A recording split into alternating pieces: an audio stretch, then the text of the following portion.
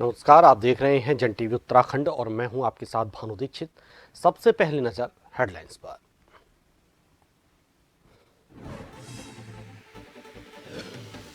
लोकसभा चुनाव का रण, सीएम पुष्कर सिंह धामी का दिल्ली दौरा। दक्षिणी दिल्ली से बीजेपी प्रत्याशी विधुड़ी की नामांकन रैली में की शिरकत।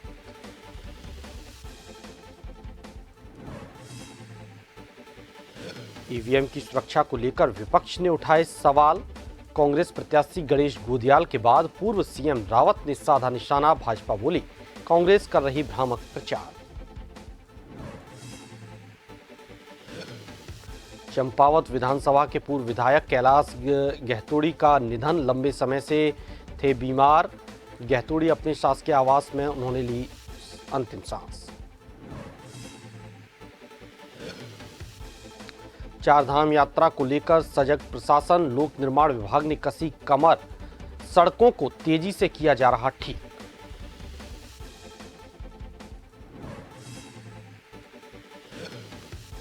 देहरादून पुलिस ने किया ऑनलाइन सट्टा गिरोह का पर्दाफाश। गिरोह के 9 सदस्यों को किया गिरफ्तार। दुबई से संचालित हो रहा था गिरोह।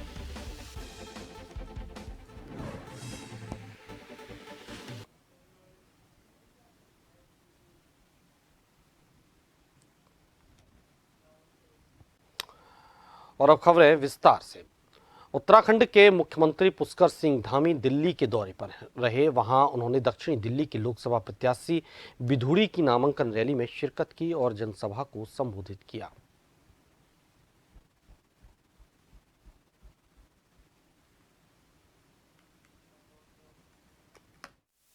एक बार यहाँ पर आने के बाद अब मेरे मन में 1% की भी कोई शंका की गुंजाइश नहीं बची कि दक्षिणी दिल्ली लोकसभा से भाई रामवीर सिंह विधोड़ी जी भारी बहुमत से यहाँ से जीतने वाले हैं। एक तरफा रामवीर सिंह विधोड़ी जी को आप सब लोग अपना मत समर्थन और आशीर्वाद देकर। राज्य वन विकास निगम के अध्यक्ष कैलाश गहतोड़ी के निधन पर सीएम धामी ने गहरा दुख व्यक्त किया है। सीएम ने कहा कि कैलाश गहतोड़ी के निधन का समाचार अत्यंत दुखद है। एक मित्र और बड़े भाई के रूप में उनसे मिला आत्मीय स्नेह और अपार सहयोग मेरे लिए अविस्मरणीय है।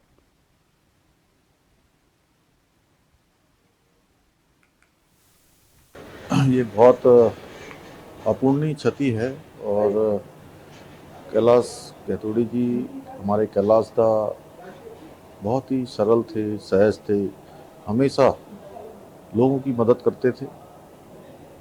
सरकारी काम अपनी जगह पर, लेकिन व्यक्तिगत रूप से भी लोगों के सुख में दुख में उनकी मदद के लिए आगे आना उनका स्वभाव था। और जिस पदों पर भी रहे वहाँ उन्होंने बढ़ चढ़ करके लोगों की सेवा करी। चंपावत विधानसभा को भी आगे बढ़ाने में उनका बहुत बड़ा योगदान है। उनके बहुत बड़े सपने हैं, संकल्प हैं, उन सपनों को हम पूरा करेंगे। हम उन सभी कामों को अब भविष्य में आगे ले जाएंगे जो उन्होंने शुरू किए थे, जिन कामों को करना चाहते थे। ये हमारे भारतीय जनता पार्टी के लिए, उत्तराखंड के लिए, चंपावत के लोगों के लिए बहुत अपूर्णीय क्षति है। उत्तराखंड की 5 लोकसभा सीट पर मतदान हो चुका है। 4 जून को मतगणना होनी है, लेकिन चुनाव के बाद से ही लगातार विपक्ष द्वारा ईवीएम की सुरक्षा को लेकर सवाल उठाए जा रहे हैं। पहले पौड़ी लोकसभा सीट से कांग्रेस प्रत्याशी गणेश गोदियाल ने ईवीएम की सुरक्षा पर सवाल उठाते हुए नजर आए और अब पूर्व मुख्यमंत्री हरीश रावत को ईवीएम की सुरक्षा का डर सता रहा है। उन्होंने सुरक्षा के साथ साथ सत्ता की नीयत पर भी संदेह जताया है।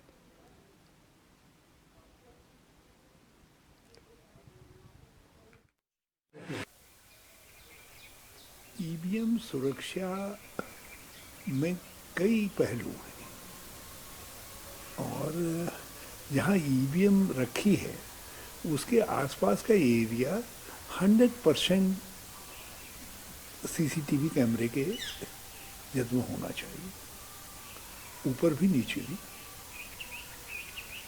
और रायपुर में कुछ लोग ऐसे दिखाई दिए हैं जो किस टीवी कैमरे के जद में आए हैं तो मुझे नहीं मालूम, लेकिन बहरहाल ऐसा लग रहा है कि वो जो है कहीं न कहीं स्ट्रॉन्ग रूम के आसपास के क्षेत्र में है, आसपास के क्षेत्र में है और श्रमिक हैं। तो यदि जिलाधिकारी ने उनको स्क्रूटनी करके, स्क्रीन करके उनको पासेस दे करके भेजा है तो हमें कोई दिक्कत नहीं है, मगर उसकी लिस्ट हमारे पास होनी चाहिए। ये लोग हैं जो स्क्रीन कर लिए गए हैं और हमें जिलाधिकारी पर या अधिकारियों पर अविश्वास का नहीं है, मगर इस सत्ता के बड़े खेल में जो बड़े लोग हैं उन पर विश्वास नहीं है। वो किसी भी रूप में, जिस तरीके से भगवान किसी भी वेश में आ सकते हैं तो गड़बड़ राम भी किसी भी वेश में आ सकते हैं। तो मजदूर वो इस प्रकार की चीजें करती रहती हैं। कांग्रेस का काम आज प्रदेश के अंदर ही नहीं, देश के अंदर भ्रामक प्रचार करने का काम है, और ये भ्रामक प्रचार कर करके कांग्रेस के हालात इस प्रकार के हो गए हैं। अब अभी तो 4 तारीख के बाद असली रोना रोएंगे ईवीएम का। देखिए, देश की जनता, उत्तराखंड की जनता ये समझती है कि कौन सी पार्टी ने देश के विकास में अहम योगदान निभाया है, कौन सी पार्टी ने उत्तराखंड प्रदेश को बेहतर बनाने के लिए अपना योगदान निभाया है। इसलिए इन सब लोगों को आभास हो चुका है कि होने वाला क्या है। 5-0 होने वाला है। भारतीय जनता पार्टी 5 की 5 सीटें प्रचंड बहुमत के साथ जीतने वाली है, बड़े अंतर के साथ जीतने वाली है। ये रोना रोते रहेंगे, ईवीएम को रोना। 4 तारीख के बाद पूरी कांग्रेस, युवराज से लेकर के, जीजा से लेकर के, मां से लेकर के, सब रोने वाले हैं। निगम के अध्यक्ष एवं चंपावत विधानसभा क्षेत्र के पूर्व विधायक कैलाश गहतोड़ी का लंबी बीमारी के बाद निधन हो गया है। उन्होंने देहरादून स्थित अपने शासकीय आवास में अंतिम सांस ली। उनके निधन की खबर से उनके पूरे परिवार में कोहराम मच गया। तो वहीं भाजपा कार्यकर्ताओं सहित चंपावत विधानसभा क्षेत्र में भी शोक की लहर दौड़ गई है।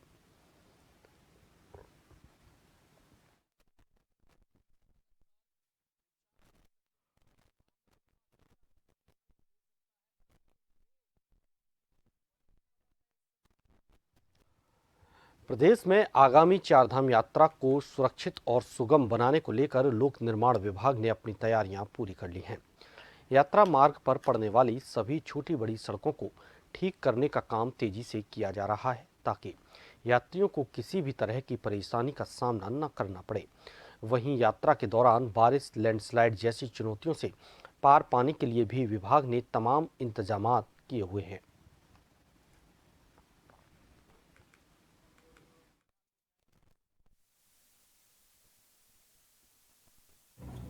यात्रा जो कि जल्दी ही प्रारंभ होने वाली है, 10 मई को कपाट खुल रहे हैं और हम लोग लगातार तैयारियां कर रहे हैं अपनी।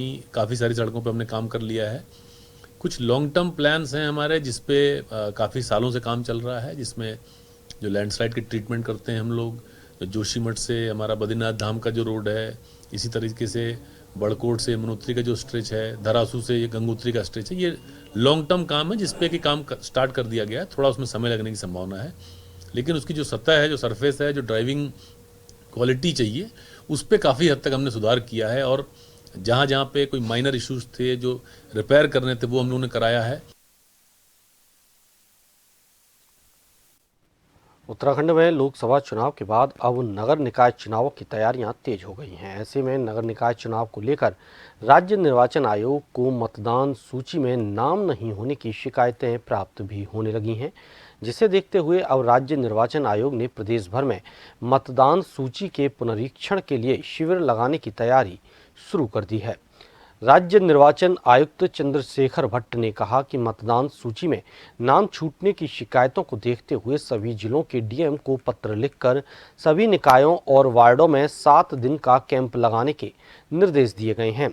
साथ ही 15 दिनों के अंदर सभी डीएम राज्य निर्वाचन आयोग को संस्तुति रिपोर्ट भेजेंगे, जिसके आधार पर नामों को जोड़ना, हटाना और सुधार करने की कार्रवाई की जाएगी।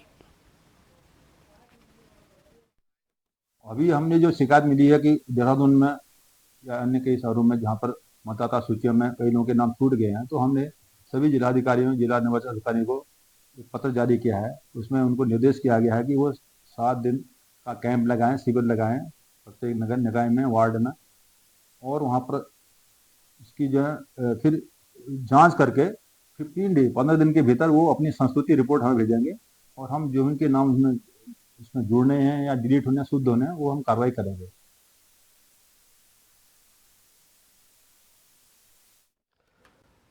गर्मियों के साथ साथ गर्मी हल्द्वानी शहर की फिजा में इन दिनों गुलमोहर के फूलों की बहार है।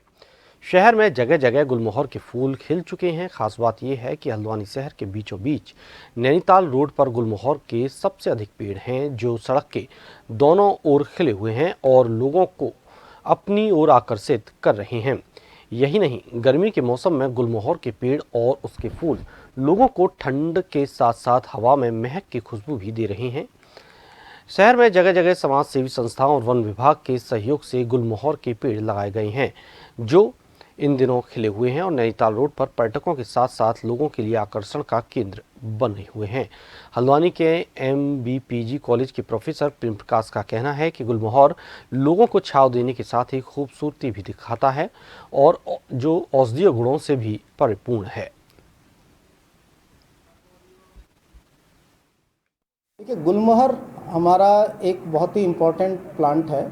बॉटनी में हम लोग इसको अपने स्टूडेंट्स को जो है स्टडी करवाते हैं। ये इसका जो बोटेनिकल नेम है वो है डेलोनिक्स रीजिया, और ये हमारा जो वह है ये पल्स फैमिली का यानी फेबेसी का मेंबर है, और इसकी जो सब फैमिली है वो है सिजल पिनोइडी, हम इसको कहते हैं। और इसको जो है लोग बहुत आम भाषा में हम इसको फ्लेम ट्री के नाम से जानते हैं।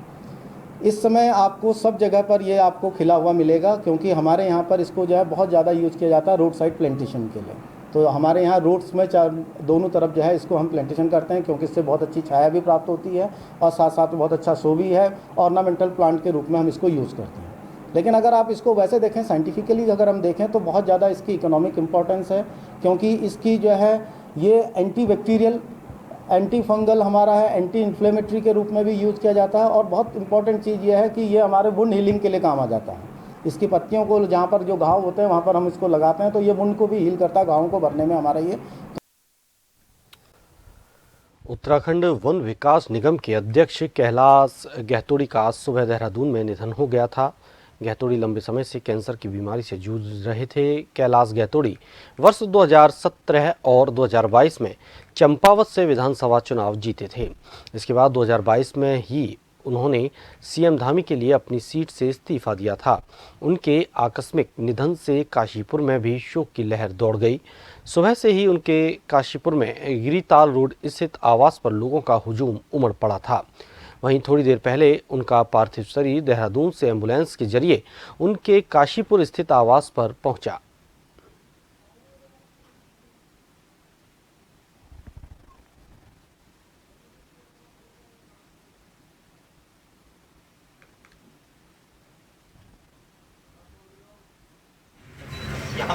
आज हमारे बीच से एक ऐसा व्यक्तित्व चला गया है कि जिसकी की भरपाई शायद आगे आना संभव है, और उनके जाने से हमारी भारतीय जनता पार्टी की जो क्षति हुई है वो शायद उसकी पूर्ति भी कभी नहीं हो पाएगी।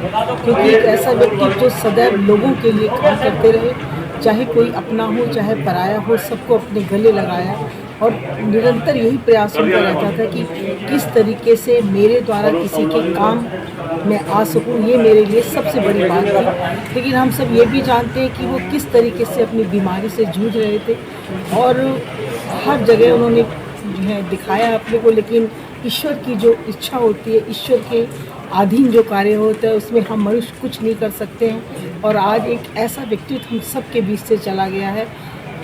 आज मैं उनके परिवार के लिए यही कहना चाहूँगी, हे ईश्वर उनको शक्ति दे इस असहनीय दुख को सहने की। सांस्कृतिक नगरी अल्मोड़ा रेंज के सोमेश्वर विधानसभा के स्यूनराकोट के जंगल में भीषण आग लगी हुई है, जिसे 4 श्रमिक बुझा रहे हैं। आग बुझाने के दौरान तेज हवाओं के कारण जंगल की आग ने विकराल रूप धारण कर लिया। तो वहीं वन क्षेत्राधिकारी अल्मोड़ा मोहन राम आर्य ने बताया कि अल्मोड़ा रेंज के स्यूनराकोट के जंगलों में भीषण आग लगी हुई है।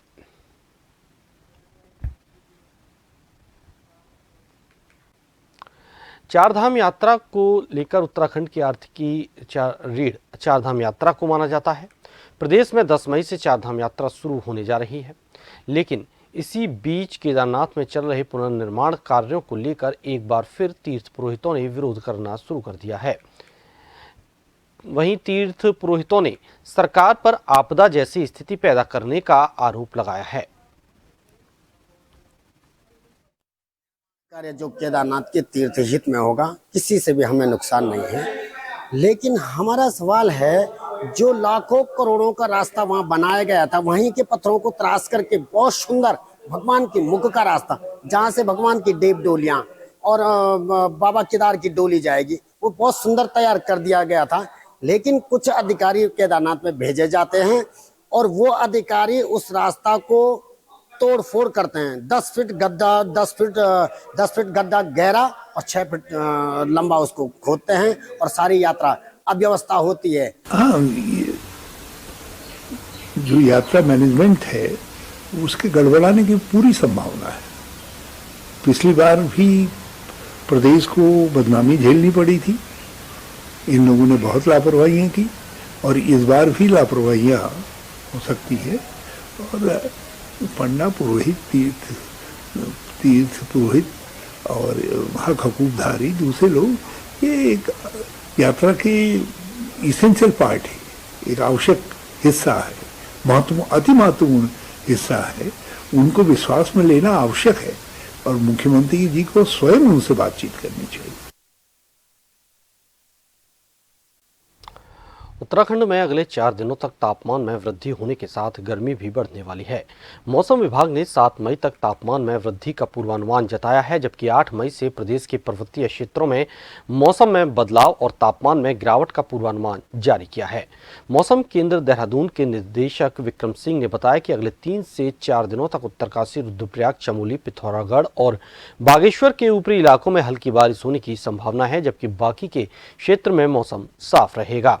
उत्तराखंड के निचले इलाकों के साथ साथ पर्वतीय क्षेत्र में भी 3 से 4 डिग्री तापमान बढ़ने की संभावना है।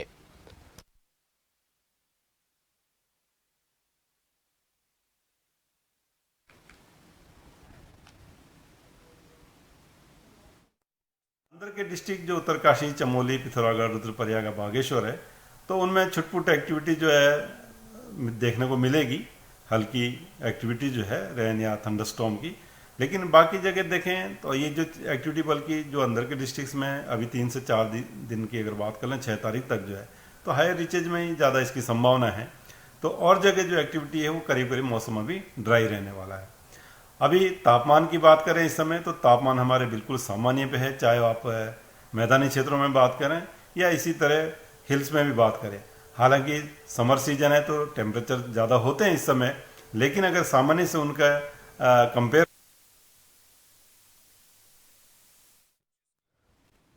नैनीताल में बिजली विभाग ने बिल वसूली में इस बार रिकॉर्ड तोड़ दिया है। नैनीताल में 2023-24 में 524 करोड़ रुपए की बकाया वसूली की गई है। बिजली विभाग की अधीक्षण अभियंता नवीन मिश्रा ने जानकारी देते हुए बताया कि इस साल 541 करोड़ का टारगेट रखा गया था, जिसके सापेक्ष 524 करोड़ यानी कि 97% की वसूली की गई है।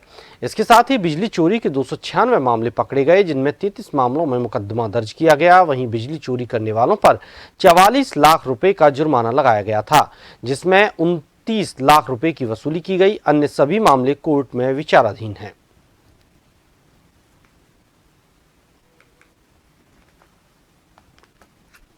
नैनीताल के अंतर्गत राजस्व वसूली का प्रश्न है, तो पिछले वित्तीय वर्ष 2023-24 में हमारी राजस्व वसूली का लक्ष्य पूरे जनपद का 541 करोड़ रुपए निर्धारित था, जिसके अगेंस्ट हमने 524 करोड़ रुपए की वसूली पूरे साल में की है, जो कि लक्ष्य के सापेक्ष 96.85% है। और अगर राजस्व वसूली की वृद्धि के दर से बात करें तो पिछले वर्ष 2023-24 और 22-23 को अगर हम कंपेयर करें तो हमारे जनपद में जो राजस्व वसूली की वृद्धि है वो 13.84% रही है। डीएम चंपावत नवनीत पांडे के व्हाट्सएप आईडी हैक हो गई। हैकर डीएम के व्हाट्सएप से जिले के अधिकारियों और कर्मचारियों को मैसेज भेज परेशान कर रहा है। हैकर ने व्हाट्सएप आईडी में डीएम की फोटो भी लगाई है। वहीं डीएम ने ये जानकारी जिले के विभिन्न विभागों के ग्रुप और जिला प्रशासन के ग्रुपों में शेयर की। डीएम ने बताया कि श्रीलंका के किसी हैकर के द्वारा उनकी व्हाट्सएप आईडी हैक की है। उन्होंने लोगों से उनके नाम से आने वाले मैसेज पर किसी भी प्रकार की प्रतिक्रिया न देने की अपील की। तो वहीं डीएम की आईडी हैक होने से लोग हैरान हैं। बता दें कि हैकरों ने पहले चंपावत पुलिस का फेसबुक हैक करने के साथ साथ कई अधिकारियों की आईडियां हैक कर ली थी।